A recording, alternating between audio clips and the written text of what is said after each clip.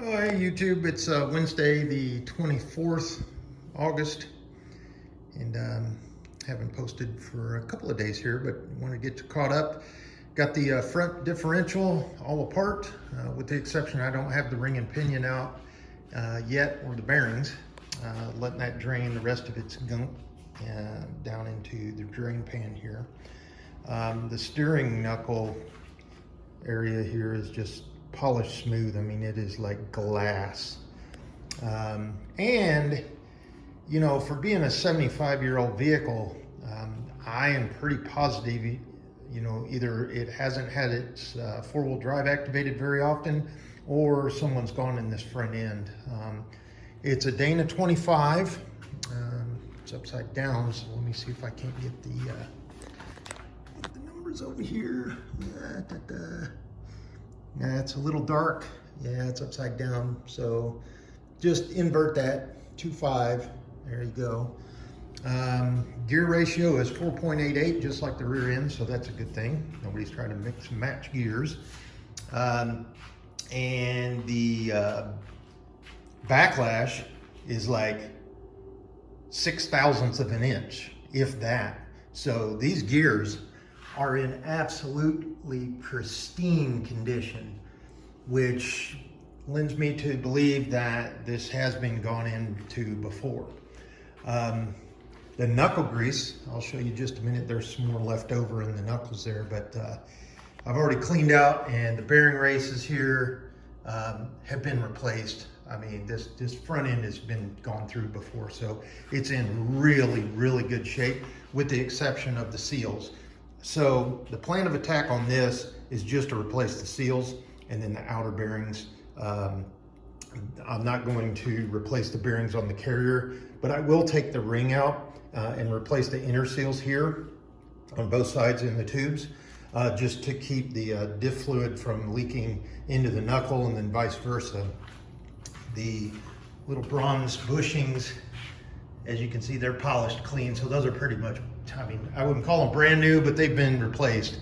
They're definitely not 75 years old. And then here's the other side, and this just grease, it'll wipe right off. It's not scored, or can't catch your fingernail on there, and there's no like bumps in it.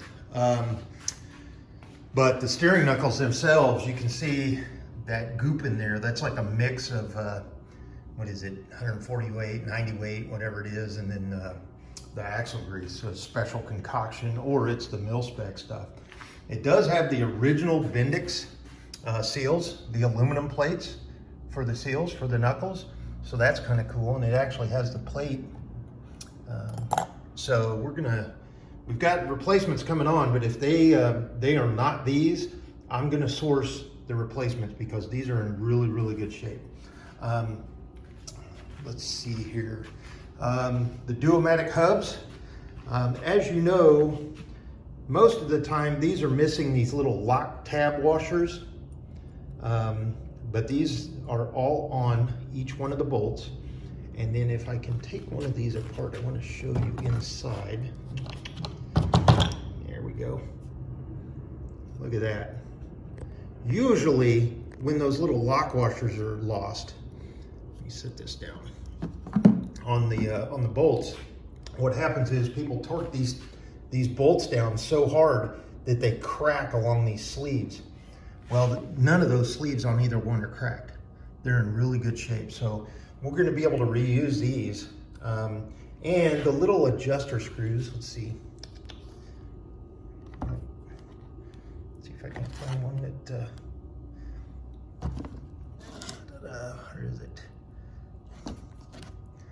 The little adjuster screw, there you go. The little adjuster screw on the end here, right here.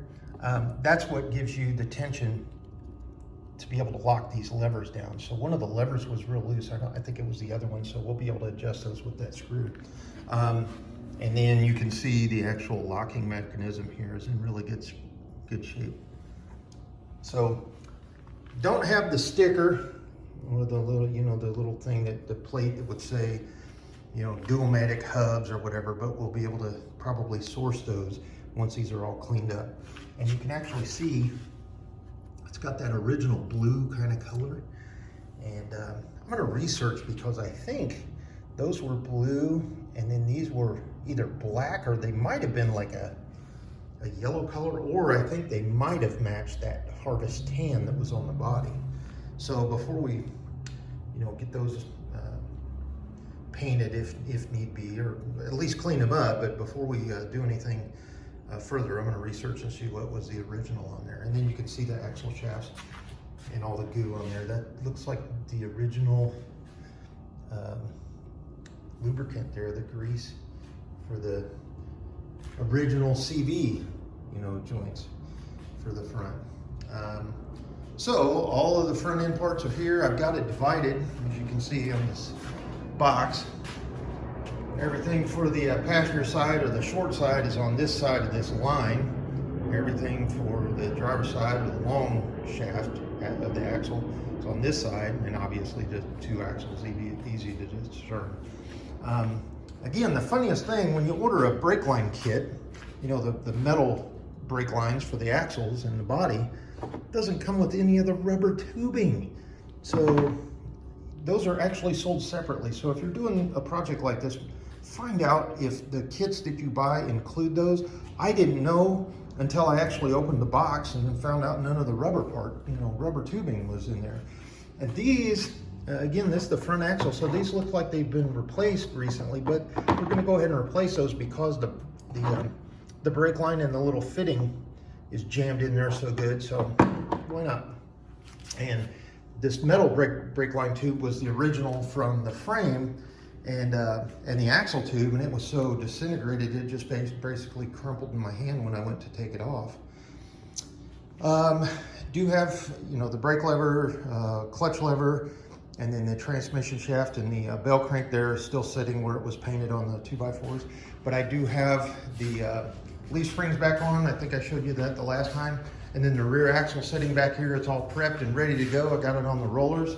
So when that's ready to go up underneath the, get mounted on those leaf springs. And once I get the correct shackle for this side, I'll be able to put the axle back in there and then put the shackles in, and then that'll sit there waiting on the front end, get those leaf springs in and rebuild, the seals and the bearings and things in the front end, get it painted, core sealed, and it lubed up, and then get that back on the leaf springs up here in the front. And then we went ahead and moved the transfer case and transmission and bell housing over here to my metal table. I like working on this metal table for anything that's going to be gooey and leak a lot of fluid, because I can put the catch pan down here, and the table's got a little bit of a slope on it, but it'll be able to roll all that crud off of it into the catch pan, and then I'll be able to wipe off the metal table. So see a lot of guys, they use cardboard or what have you, and that just kind of turns into mush. I like the metal table much better. The transmission is filthy, and there's the mount that is totally shot, and do have a new one sitting right over there. Came in the parts box. And then we've got, I went so far as to replace the little vent here. Remember that, just not, the threads don't even line up. So hopefully the new one will screw right in there. Did get the replacement seal and gasket set for this. Owner does not want to go into the transmission nor the transfer case, and it looks like the lining on the emergency brake is good. So we're not going to crack any of this apart. We're just going to leave it as is. However, I will replace all of the seals and gaskets that I can get to, including if I need to take the transfer case just off and not lose the needle bearings, and then replace this seal and this gasket that's between them, because it looks like it's been leaking a little bit there over time, but it's been leaking a lot along the bottom little pan on the transfer case there.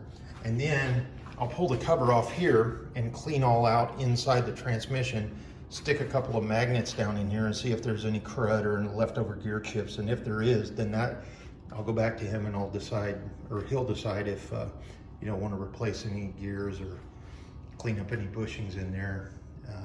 But the shifters are real solid and doesn't look like there's any kind of an issue that I can see as far as just initial looking at it from the outside, just the basic test that you would do, you know, with the, just looking it over. Clutch cable will probably replace, just be on the safe side, because that's a pain to get to. And then the seal, the felt up in there on the output shaft, or input shaft, I guess. And the plan is, I think, is, you know, go ahead and do this, the transmission. It looks like it was kind of a gray color, or maybe might have been black, but go ahead and get that cleaned up and then decide what color coat, paint. We'll use that heat resistant ceramic on this just to be on the safe side, but we'll use, or we'll do the bell housing, transmission, transfer case. And then after all that's done, get that mounted on there, and then jump into the engine. So did order the replacement steering linkage and all the tie rod for the front end. And I've got another order of parts coming, supposed to be here next week. That'll wrap up the seals on the front end, the remainder of the frame items, all the Mickey Mouse stuff that goes on the frame itself. And it will also include the gaskets and bearing, or gaskets and seals for the transmission transfer case, and you know, just little Mickey Mouse parts that need to be replaced because they're a wear item. And then that'll leave us a remainder residual out of the budget to use towards the engine, or, which I highly recommend it to the owner, go ahead and do a brand new ring and pinion. And that's real easy to do here, because basically it's the axle bolts, slide them out, 4 bolts around the carrier, pop that out, pop the pinion out, shim everything, get the preload set just like it is now, and we won't have that, you know, I think it was about 20,000th of an inch play between the, or backlash between the pinion and the ring back there. So that'll be a much better, longer lasting rear end. Looking at the specifications for the original early CJ2As, it shows that the front differential was a Dana 25, but then the rear end, or the rear axle, was either a Dana 25, 27, or 41. Now, this axle is a Dana 23, and I think that they were originally installed in the Jeepsters, or the wagonette or wagonette Willys. However, I think this makes this a little more rare of a Jeep, because it's a Dana 23 and all of the gears, you know, 4.88 back there, 4.88 here, and then you've got the transfer case and the transmission gears, and the gearing's all set. So all that was set up correctly, and that was obviously, hopefully done from the factory. And you know, that rear end had never been gone through, just looking at it, but the front end has been repaired, or you know, just the wear items have been replaced. So I know somebody's been in the front end just doing maintenance, but having not done them on the rear end lends me to believe the original front end, being a Dana 25 and 23, is correct for the period and also for the vehicle, because 23 was, it's one of the 23-2, the Dana 23-2. It's one of those ones that some people appreciate the rarity of them. There's a little bit concern on the how beefy they are and how much you know, abuse they can take off-roading or what have you. But I personally feel to maintain the historical value of this, we'll go ahead and keep that Dana 23 back there, just like it's rebuilt. And I've discussed that before in the previous videos. I think, you know, keeping this all original. One of the things I discovered after dismantling is, I always thought all of the plates that hold the U-bolts for, you know, the U-bolts go around the axle, and then you got your shock plate down there. I always thought all four were the same. However, there is one that's just about a 1/4 inch bigger, and that's this front passenger or right side here. And that is because it's got to clear here. Now, oops, wrong side. It's got to clear here. Now, it's kind of funny how that is. It's just just one of those things that kind of stand out. And you see, this one's got that little nub sticking out, and this one's just pretty much a block. So, I'm sorry, I got that backwards. This is the larger flat plate, and that one is the bigger one. So, yeah, one thing to keep in mind. I don't know which one that came off of. When I was dismantling, I didn't really take a note of that because I did not know, and that's my being a novice on those kind of items that, whoa, wait a minute, this is different. Why is this not lining up? And the holes are different. And then further research, you find out it's because that front axle, that Dana 25, has a bigger clearance requirement on one side. And actually, I had it totally backwards. It's upside down. Here's why. The larger one goes here because it has to clear. You see this size of the axle tube? Well, one of the other bands, or the U-bolts, go on this side. So it's got to be larger, if you will. So the U-bolt is actually different as well. So you need 3 normal U-bolts, and then you need one longer and wider one. And that's why that plate is longer and wider on the side to the passenger side. So a bit of advice and a little bit of discovery on my part. I am a do-it-yourselfer at home, even though I've been working on cars for a long time and few restorations, majority of them being motorcycles, a couple of Jeeps, and a Mini Cooper. You find all kinds of things when you're dismantling or repairing or restoring a early period vehicle. Now, I think it's probably going to be that way in the future as well with the newer cars, because you've got a lot of contractual agreements, you know, especially with Jeep nowadays, where, you know, it's gone from Chrysler to Fiat to, I remember I had a Grand Cherokee, it had Ford parts in it, just because of the agreements that they had and the sourcing of their parts and things like that. Some of the auto manufacturers have a monopoly or a patent, so they're trading parts back and forth and using them on their vehicle that they sell to the general population. So FedEx is going to come tomorrow, and I will finally, after 2 weeks, be able to put that master cylinder back together. And all those piles of parts are waiting on one thing: a replacement bolt for the out, and that's it. And the crush washers. That's it. I probably could have went to Napa, but I had already ordered. So anyway, depends on where you supply your parts from and what they got in stock. You never know. They're gonna hit you with the back order, and it might make your day or it might not, but there we go. And back ordered as well is the other shackle for the driver's side. So we've got our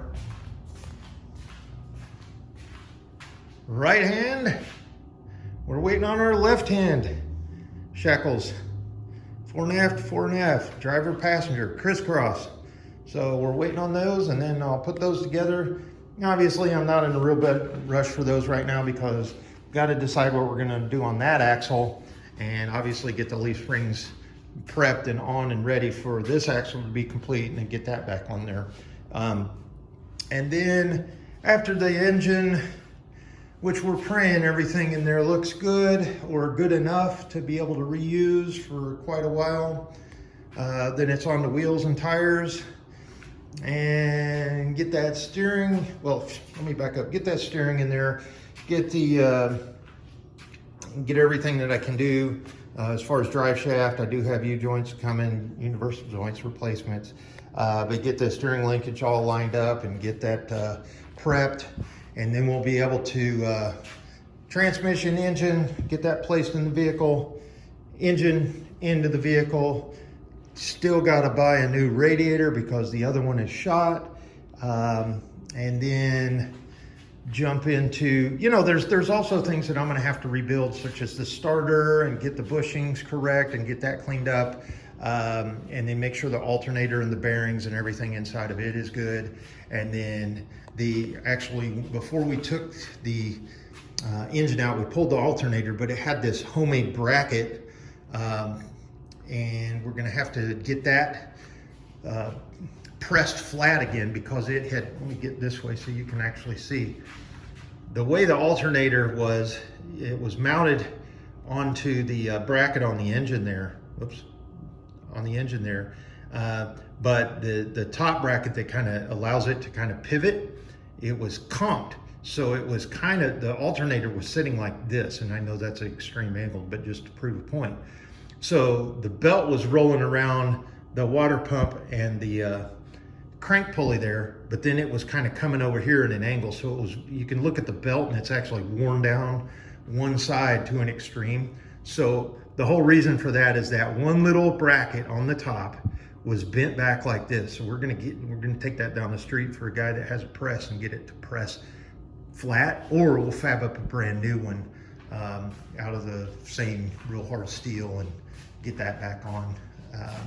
So with that, I probably won't post another video for a couple of days. It is Wednesday. I'll probably post something Friday, unless something major happens in the next couple of days.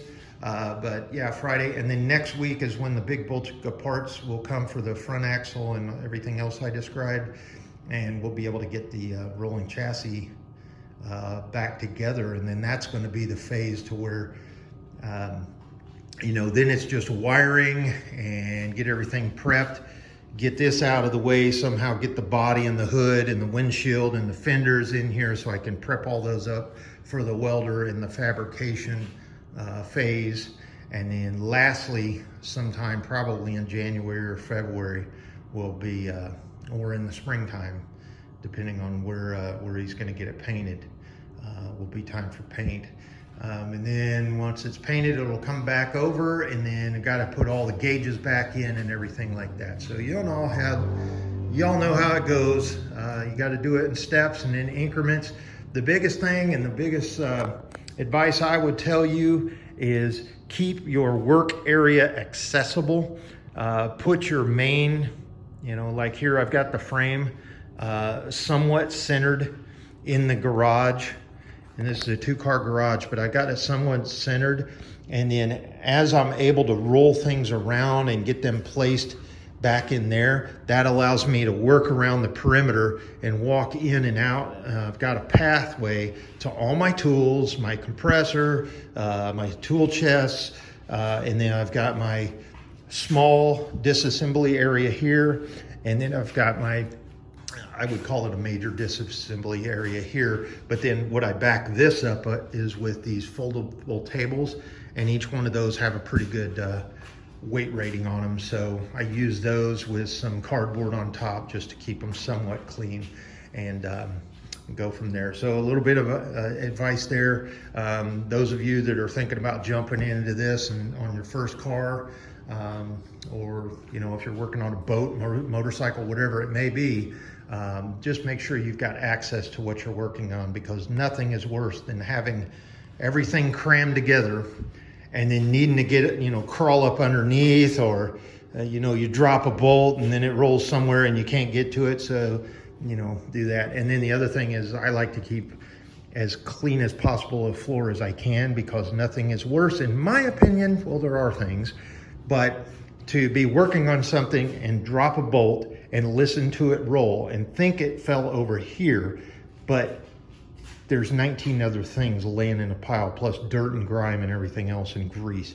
And now you got a problem, because everything's either black or brown or rusted or dirty. And you're looking for one little you know, maybe one axle strap clamp, or I'm sorry, U-joint strap clamp bolt. And you know, yeah, those are cheap and easy to source, but hey, you know, when you're trying to restore everything to as original as possible, nothing like losing the original part, and now you got to buy something that's made in, you know, I don't know, Japan, or 9 times out of 10 China. So with that, we will talk to you later, YouTube. Have a wonderful rest of your week. Stay safe out there, and we'll talk to you soon.